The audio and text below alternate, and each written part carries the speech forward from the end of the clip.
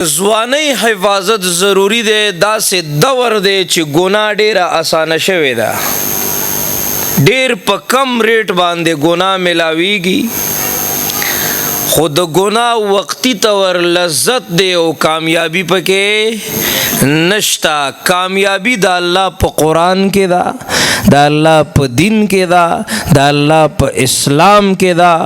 تاسو تاریخ ولټوئ، د صحابو زندگی مطالعه کوي نو پته به ولګي کومو خلکو چې قرآن سره مینه کړې وه، کومو خلکو چې د محمد رسول الله سره مینه کړې وه، کومو خلکو چې الله سره مینه کړې وه او دوی په دې خپله مینه کې مخلصو، د دوی په دې مینه کې ملاوټ نه و، دورنګي نه وه.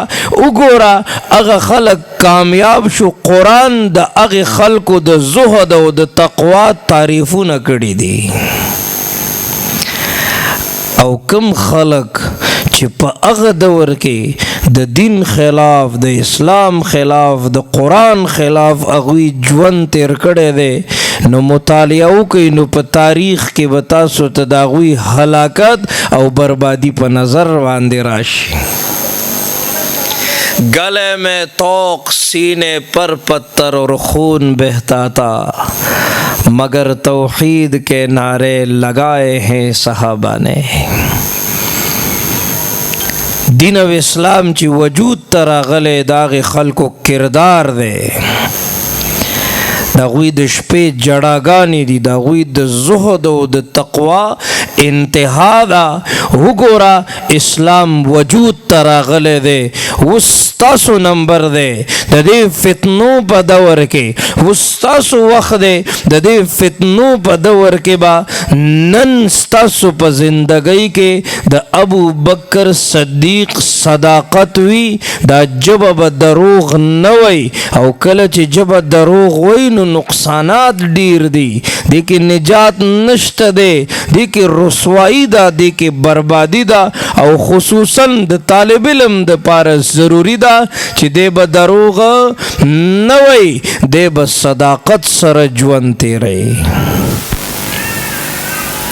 او نن ضروری ده چې موږ د حضرت عمر عدالت وپیژنو، نن ضروری ده چې موږ د حضرت عثمان رضی الله تعالی عنہ سخاوت وپیژنو، آغا عفت او پاکدامنی وپیژنو.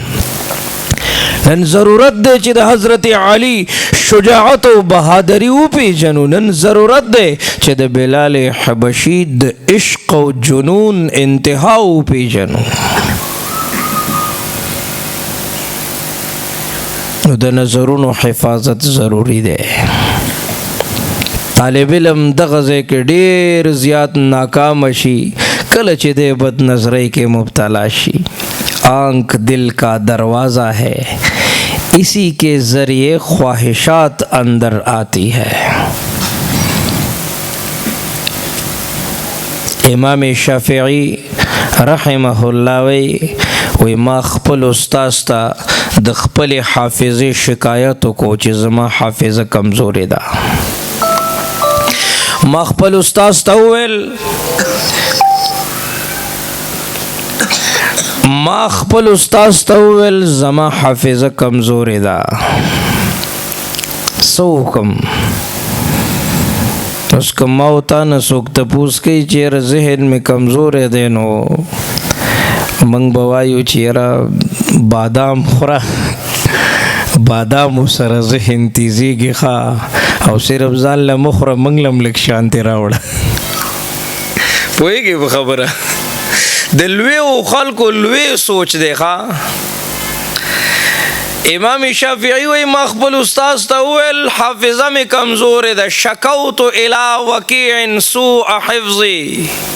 امام وکیع رحمه الله ته مې وویل حافظه مې کمزورې ده، ما ته زما استاد نصیحت وکړه، او ما ته زما استاد وی فاوصانی الی ترک المعاصی، گناهونه پرېږده، فان العلم نور من الهی، علم د رب د طرف نه یو نور دی، یو رڼا ده.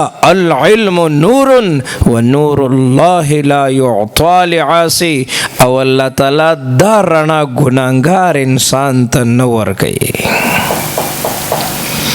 اسینه د لږ غونتې لذت په چکر کې، د لږ غونتې بد نظرۍ په چکر کې، د لږ غونتې د ګناه د خوندونو په چکر کې من الله تعالی دا قرآن واخلي. زه د قرآن نه محروم شم، زه د اسلام نه محروم شم، ډېر نقصان سره به مخ شم، ډېرې خسارې سره به مخ شم. او اهم او ضروری نصیحت تاسو طلباء کرام یې تاسو د پاره دا دی چې د نظرونو حفاظت ضروری دی، د غوږونو حفاظت ضروری دی، د خپو حفاظت ضروری دی، د دل او دماغ حفاظت ضروری دی. ان شاء الله په تاسو کې به د وخت جنید بغدادي پیدا کیږي، د وخت محمد بن قاسم به پیدا کیږي، د وخت حسین احمد مدنی به پیدا کیږي، د وخت قاسم نانوتوی به پیدا کیږي، د حجت گزار به پیدا کیږي، سجدو کے حسن والا با پیدا کیگی، قرآن والا با پیدا کیگی، منبر والا با پیدا کیگی، مصلی والا با پیدا کیگی، د معاشری کلی خلق با پیدا کیگی که کلا تاسو د نظرونو حفاظت شروع کو، ستاسو د طالبی په دور کې د تقوا حسن پیدا شو، ستاسو د طالبی په دور کې د اعمال حسن پیدا شو، ستاسو د طالبی په دور کې ستاسو په دې ځوانۍ کې حسن پیدا شو، د تقوا حسن پیدا شو، بیا تاسو تماشا کوئ.